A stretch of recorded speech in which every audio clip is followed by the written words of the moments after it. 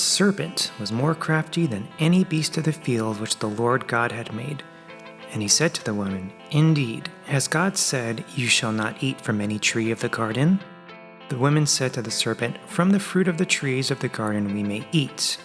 But from the fruit of the tree which is in the middle of the garden, God has said, You shall not eat from it or touch it, or you will die.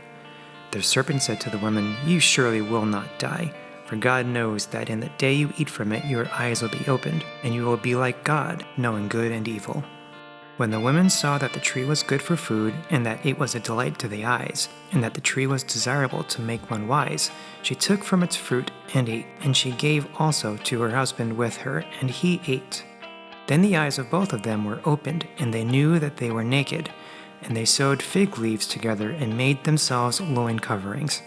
They heard the sound of the Lord God walking in the garden in the cool of the day, and the man and his wife hid themselves from the presence of the Lord God among the trees of the garden. Then the Lord God called to the man and said to him, Where are you? He said, I heard the sound of you in the garden, and I was afraid because I was naked, so I hid myself. And he said, Who told you that you were naked? Have you eaten from the tree of which I commanded you not to eat?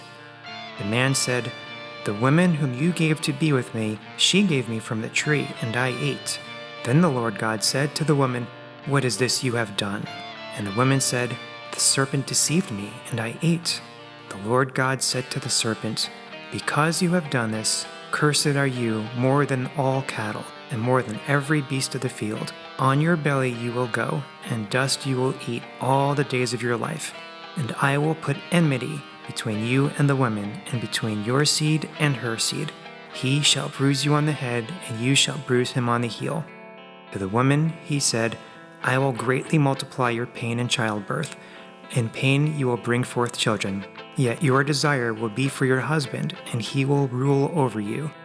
Then to Adam he said, Because you have listened to the voice of your wife, and have eaten from the tree about which I commanded you, saying, You shall not eat from it, cursed is the ground because of you. In toil you will eat of it all the days of your life. Both thorns and thistles it shall grow for you, and you will eat the plants of the field. By the sweat of your face you will eat bread, till you return to the ground, because from it you are taken. For you are dust, and to dust you shall return.